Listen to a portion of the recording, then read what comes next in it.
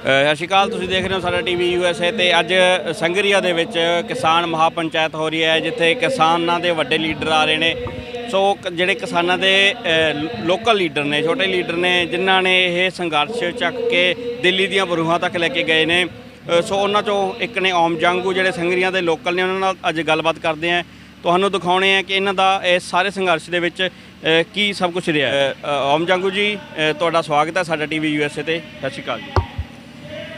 देखिए, हिंदुस्तान के अंदर जब से नरेंद्र मोदी के नेतृत्व में भारतीय जनता पार्टी की सरकार आई है, उसने लगातार इस देश के अंदर जो कॉरपोरेट घराने हैं उनको प्रोत्साहित करने और आम आदमी की ज़िंदगी में गिरावट लाने का काम किया है। चाहे आप कोई सा भी इनका कदम देख लीजिए, उसमें लगातार ये सार्वजनिक जितनी संपत्तियां थी उनको कॉरपोरेट के हवाले कर रहे थे। आज BPCL जो कि जितने में बेचने की बात है, उससे कुछ कम लाभ सालाना भारत की सरकार को देती है, मतलब नवरत्न है। उसी तरीके से आपकी रेलवे है, एयर इंडिया है, तमाम को बेचने का प्रयास हो रहा है, बेची जा रही हैं। कोरोना काल के अंदर जब सब कुछ ठप हो गया तो केवल खेती बची, जो लगातार भारतीय GDP में अपना काम कर रही थी, आम व्यक्ति का पेट भर रही थी, किसान अपना काम कर रहा था, खेती हर मजदूर अपना काम कर रहा था। तो ऐसे में कॉरपोरेट की नज़र, जो कि बहुत लंबे समय से थी, इस खुदरा व्यापार पर और खेती पर कब्जा करने की। आज 12 खरब रुपए का खुदरा व्यापार हिंदुस्तान के अंदर है। उस पर कब्जा करने और खेती पर कब्जा करने के बाद पूरी व्यवस्था उनके कब्जे में आ जाती है। तो कोरोना काल में 3 अध्यादेश मोदी सरकार के द्वारा लाए गए, जो तीनों एक दूसरे के पूरक हैं। 3 तो नाम है, परंतु असल में एक ही है। जैसे पहला अधिनियम जो है, जिसमें निजी मंडियां खुलेगी, उसके अंदर जो प्रावधान किया है उसमें लिखा है कि ठेका पद्धति की फलां धारा के तहत माल का क्रय और विक्रय किया जाएगा। उसमें लिख दिया पहले में कि साहब भाव कैसे तय होगा, कि ऑनलाइन तय होगा। केंद्र की सरकार निजी मंडियों को प्रोत्साहित करने के लिए 1 लाख करोड़ रुपए का केंद्रीय बजट में प्रावधान किया। 1,84,000 करोड़ रुपए का प्रावधान निजी मंडियों में विदेशियों को लाने के लिए किया। और भारतीय किसान की जो समर्थन मूल्य की खरीद थी, उसका लक्ष्य कम कर दिया। FCI का बजट कम कर दिया। खाद पे जो सब्सिडी मिलती थी उसको कम कर दिया। आप छोड़ दीजिए कि गैस की सब्सिडी ख़त्म कर दी, या पेट्रोल डीजल आज हमारा 100 रुपये लीटर हो गया, उनको छोड़ दीजिए। हमारी खेती पर संकट पैदा कर दिया। ठेका पद्धति की जो खेती है, उसकी धारा 9 में ये लिख दिया कि साहब किसान की भूमि जो ठेके पर कंपनी द्वारा ली जाएगी, उस पर कॉरपोरेट ठेके पे लेने वाला लोन भी ले सकेगा।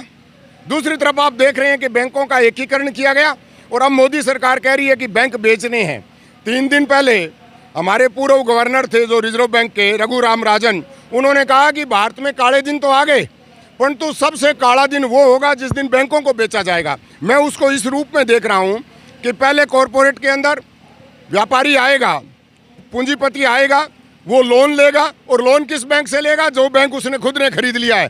2 साल उसकी किस्त नहीं भरेगा, उसके बाद में किसान की ज़मीन जो है वो नीलामी पे चली जाएगी और वो खुद ही खरीद लेगा। इस तरह से किसान उस भूमि से दूर होता चला जाएगा। ये पंजाब में सबसे पहले आक्रोश इसलिए आया। लेकिन जंगू जी, सरकार तो ये कह रही है कि अब शोध हैं, जो शोध करने के लिए तैयार है सरकार। तो फिर किसान और क्या चाहते हैं? जब शोध हो जाएगा बिल का तो मेरी बात सुनिए आप, संशोधन हो जाएगा। भाई क्या संशोधन हो जाएगा?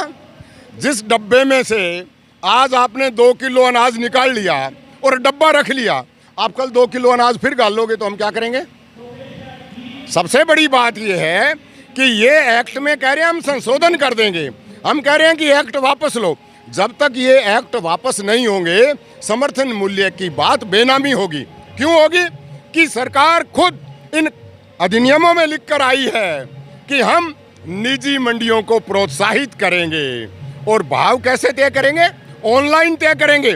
और हिंदुस्तान के जिस राज्य में सबसे कम भाव होगा वो हिंदुस्तान का भाव होगा। तो ये क्या करेंगे? सबसे नीची दरों पर खरीदेंगे और खाने वाला। आज 75 करोड़ भारतीय सार्वजनिक वितरण प्रणाली से जुड़े हैं। हम उस सार्वजनिक वितरण प्रणाली को भी समाप्त करना चाहते हैं। हम चाहते हैं कि उसकी बजाय वो कॉरपोरेट के जो स्टोर हैं उनसे करे महंगी दर पर करे और हमारी कणक, हमारा चावल, हमारी दूसरी चीज़ें सस्ती दरों पर की जावे। इसलिए आज हिंदुस्तान का केवल किसान संकट में नहीं है। आप संगरिया का बाजार देख के आए हैं, आज पूरा बंद है।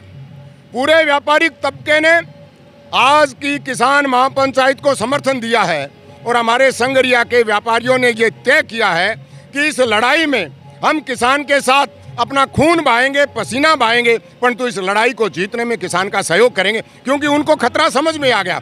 आज आप देखेंगे कि अब जुलूस आ रहे हैं मजदूरों के, शहर के अंदर विभिन्न कोनों से मजदूर इकट्ठे होकर आ रहे हैं। उनको लग रहा है कि ये रोजी रोटी तो जाने वाली है, महंगी दरों पर हमको अनाज मिलने वाला है। वो सारे अब चिंतित हैं और सारे संगठित हो रहे हैं, क्योंकि पहले तो मोदी सरकार झूठ बोलती थी। मोदी जी इस देश के, अगर देश के नहीं दुनिया के अगर सबसे ज़्यादा लफाजी करने वाले, या मैं कहूँ कि जो कह दिया उसको भूलने वाले व्यक्ति हैं, तो उनमें मोदी जी का नाम है। कभी 15 लाख का देते हैं, कभी 2 करोड़ देते हैं, कभी किसानों की आमदनी दुगनी करते हैं, कभी पेट्रोल और डीजल सस्ता करते हैं। वैसे ही ये किसानों का हित कर रहे हैं। ये बात आम आदमी को समझ में आ गई। WTO में जो हम हस्ताक्षर करके आए हैं उसमें ये लिख के आए हैं कि आने वाले 5 साल में हम 60% किसानों को हिंदुस्तान में खेती छुड़ा देंगे। कमाल की बात है। जिस देश की 70% आबादी खेती पर निर्भर है, जिस देश का व्यापार खेती पर निर्भर है, उसमें से खेती छुड़ाने के कागज पे दस्तखत करे आए और उनसे वायदा करे आए कि हम ऐसी निजी मंडियां बना देंगे कि खरीदार को किसी प्रकार की तकलीफ नहीं आने देंगे और केवल SDM को लगा देंगे। जंगू जी, आपने अभी बात की WTO की। अगर ये बात WTO की है तो हम जो आम जो लोग हैं वो अंबानी अंडानी तक ही सीमित क्यों हैं? जो इसका बहिष्कार किया जा रहा है अंबानी अडानी का ही क्यों किया जा रहा है? अंबानी अडानी के कहने से WTO में हस्ताक्षर हुए हैं कि भारतीय व्यापार पर वो कब्जा कर लें। आज रेल अडानी की, जहाज अडानी की, सारी सार्वजनिक ये जो संचार कंपनियां हैं वो अंबानी की, सारा पेट्रोलियम अंबानी का, तो फिर बच क्या जाएगा हिंदुस्तान के पास? मुझे ये बता दीजिए। ये एक खेती बची है जिसमें रिलायंस फ्रेश के नाम से आटा आ रहा है, जिसमें रामदेव का दलिया आ रहा है। कॉरपोरेट ही है रामदेव, और क्या है? केवल योग के नाम पर देसी देसी का नाटक है, बाकी तो सारा सामान कॉरपोरेट का है। तो ये लोग चाह रहे हैं कि मोदी उनको प्रोत्साहित करे और मोदी उनके एक अच्छे सफल सेल्समैन के रूप में काम कर रहा है। इसलिए हमको ये लग रहा है कि मोदी जिसके इशारे पर काम कर रहा है वो अडानी और अंबानी है। हम इसलिए अडानी अंबानी की चीज़ों का बहिष्कार कर रहे हैं जिससे जनता को पता चल जाए कि ये कॉरपोरेट हैं, ये कब्जा करना चाहते हैं, हिंदुस्तान की खेती और किसानी को बिगाड़ना चाहते हैं, हिंदुस्तान के आम व्यक्ति को भूखा रखना चाहते हैं। जंगू जी, जब जो ये पश्चिम बंगाल में या और 5 राज्यों में चुनाव हो रहे हैं, वहाँ पे किसान लीडर पहुँचे हुए हैं, बीजेपी का बाइकआउट करने की बात की जा रही है कि बीजेपी को वोट मत डालो, उसको आप कैसे देखते हो? देखिए, आज हर किसान को ये प्रयास करना चाहिए कि जो अंग्रेज़ों के साथ थे, एक बार ठीक है, एक सुंदर नारों के साथ सत्ता में आ गए, उनसे अब देश को बचाया जाए। इसलिए वो किसान नेता प्रचार करने के लिए गए हैं कि नो वोट फॉर बीजेपी। वहाँ की जनता को कह के आए हैं कि इस लुटेरी बीजेपी को, जो हर सार्वजनिक संपत्ति को बेचना चाहती है, हर व्यक्ति को भूखा रखकर उसको केवल अन्न के सहारे जिंदा रखना चाहती है, जिससे कि अन्न बांट के वोट बटोरे जा सकें और प्रजातंत्र का एक ढोंग जारी रखा जा सके। इसलिए हमारे नेता वहाँ पर गए हैं कि इनको वोट मत कीजिए, हिंदुस्तान को बचाइए। उनका एक एक वोट केवल बंगाल, आसाम, केरल, तमिलनाडु और पांडिचेरी को नहीं बचाएगा, वो हिंदुस्तान के आम नागरिक को बचाने वाला होगा। हम तो खुद अपील करेंगे कि भारतीय जनता पार्टी को इस समय इस बात का सबक सिखाया जाए। आज पंजाब और हरियाणा के किसी गांव में सांसद और विधायक नहीं जा सकते। आज हमारे क्षेत्र में भी सांसद और विधायक सार्वजनिक कार्यक्रम में नहीं आ सकते। क्यों नहीं आ सकते? कि वो हमारे विरोध में हमको फांसी लेने वाले जो कानून हैं उनको बनाने में लगे हैं, उनका समर्थन कर रहे हैं। इसलिए निश्चित ही ये अपील असरकारक होगी और 5 राज्यों के अंदर निश्चित रूप से बीजेपी के खिलाफ माहौल बनेगा और देश की जनता अब माहौल बनाने के लिए तैयार है और इस आंदोलन को जीतेगी। सो दोस्तों, ਅਸੀਂ ਜੰਗੂ ਸਾਹਿਬ ਜਿਨ੍ਹਾਂ ਨੇ ਕਿਹਾ ਕਿ ਜਿਹੜਾ ਬੀਜੇਪੀ ਦੇ ਖਿਲਾਫਤ ਹੈ ਜਿਹੜੀ ਉਹ ਵੀ ਕਰਦੇ ਨੇ ਤੇ ਕੋਈ ਵੀ ਐਮਐਲਏ ਐਮਪੀ ਇਹਨਾਂ ਦਾ ਬੀਜੇਪੀ ਦਾ ਸੰਗਰੀਆ ਦੇ ਵਿੱਚ ਆ ਕੇ ਵੀ ਕੋਈ ਸਮਾਗਮ ਨਹੀਂ ਕਰ ਸਕਦਾ ਤੇ ਲੋਕਾਂ ਨੂੰ ਚਾਹੀਦਾ ਹੈ ਕਿ ਲੋਕ ਵੀ ਹੁਣ ਇਸ ਗੱਲ ਪਿੱਛੇ ਜਾਗਰਤ ਹੋਣ। ਮੌਜੂਦ ਨੇ ਸਾਡੇ ਨਾਲ ਹਰਸ਼ ਜਿੰਜਾ ਜੀ। जिंजा साहब, हरियाणा सरकार ने कल एक नया कानून लेके आए हैं कि अगर कोई बंदा आंदोलन करता है, जैसे कि पंजाब के लोग हरियाणा पार करके दिल्ली पहुंचे तो जो पुलिस के बैरिकेड थे वो तोड़ के पहुंचे, तो उन सभी का जो भी नुकसान होगा वो सरकार आंदोलनकारियों से लेगी। इस चीज़ को आप कैसे देखते हो? इस बिल्कुल विधेयक का जी बिल्कुल किसान संगठन सारे किसान निंदा करते हैं। ये प्रजातंत्र में इन चीज़ों के लिए कहीं कोई जगह नहीं है। अगर किसी किसानों को लग रहा है केंद्र सरकार कोई काले कानून उन पे थोप रही है तो ऐसे विधेयकों को पास करा के किसानों की आवाज़ नहीं दबा सकते। सर, आपको लगता है कि जो लोग जो किसान दिल्ली बैठे हैं वो असल में दिल्ली नहीं हरियाणा में बैठे हैं, दिल्ली के बॉर्डर पे बैठे हैं, तो जो भी वहाँ पे बैठे हैं ये कानून उनके लिए निकाला गया हो कि अब नए जो मकान है पक्के मकान वहाँ बनने लग गए हैं तो उसके लिए निकाला गया हो? देखिए जी, कानून सरकार कुछ भी बना ले, दमनकारियाँ जो नीतियाँ जो सरकार अपना रही है किसान उससे नहीं दबेगा। किसान को ना हरियाणा का पता ना पंजाब को पता, किसान सारे देश का संगठित है और उस एक ही बात वो कहना चाहता है कि हमारे साथ सरकार धक्केशाही ना करे। किसान भोला भाला अपने खेती मजदूरी करके अपना काम चलाने वाला व्यक्ति है और कोई भी सरकार ज़बरदस्ती ऐसी नीतियाँ लेके आएंगे तो किसान इसका विरोध करेंगे, डट कर विरोध करेंगे। जी, आज के जो किसान महापंचायत संग्रिया में होने जा रही है, खास बात क्या रहेगी यहाँ पे? खास बात ये जी, देखो किसान मजदूर व्यापारी तीनों वर्ग संगठित हो गए हैं। संगरिया इलाका बहुत ही जागरूक लोगों का इलाका है।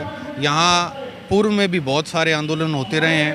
किसान अपने हितों के लिए जागरूक है और जैसा कि आप देखोगे कि संगरिया की महापंचायत हनुमानगढ़ गंगानगर में सबसे बड़ी महापंचायत होगी। लोगों में बड़ा उत्साह है, लोग चाहते हैं कि सरकार की दमनकारी विरोधियों के नीतियों के खिलाफ हम हमारी आवाज़ उठाएं। अच्छा, कहीं ना कहीं जहाँ राजस्थान को पीछे माना जा रहा था कि दिल्ली जाने में राजस्थान थोड़ा पीछे रह गया है, तो क्या ये महापंचायतों का असर होगा कि जो राजस्थान के किसान हैं वो दिल्ली में कुछ करेंगे? बिल्कुल जी बिल्कुल। महापंचायत जो जत्थेबंदियों का योजना महापंचायत करने की किसानों में जागृति आ रही है, किसानों को काले कानूनों के बारे में जानकारी मिल रही है और किसान अवश्य ही अपने महापंचायतों के बाद दिल्ली की तरफ कूच करेंगे।